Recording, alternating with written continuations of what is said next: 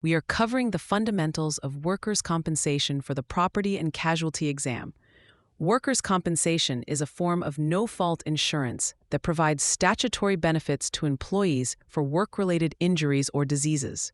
The core principle is that fault does not need to be proven for an employee to receive benefits.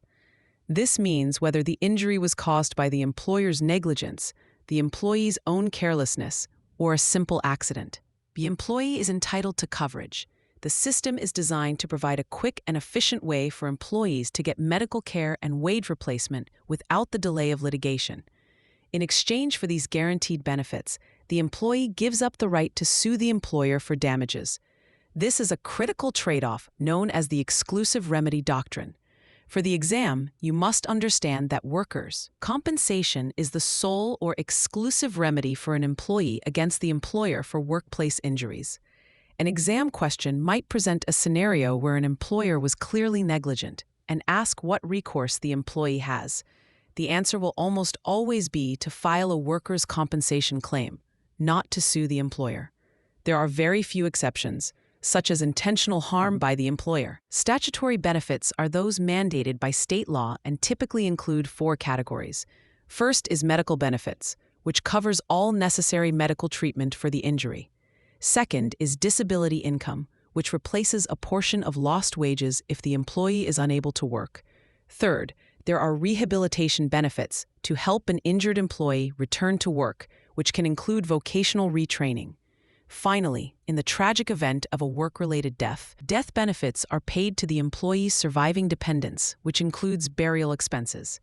A common point of confusion on the exam is the difference between workers' compensation and employer's liability. Think of them as Part 1 and Part 2 of the same policy.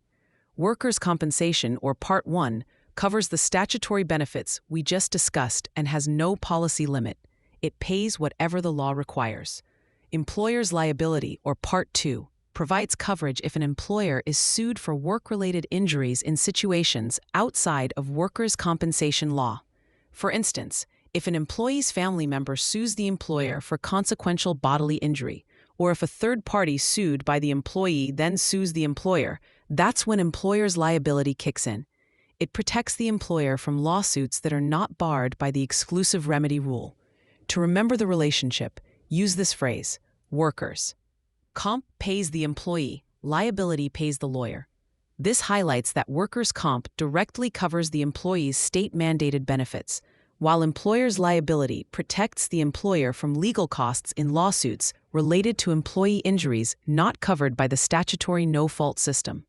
For free practice questions, AI-powered explanations, and more exam prep tools, visit openexamprep.com. That's openexamprep, all one word, .com.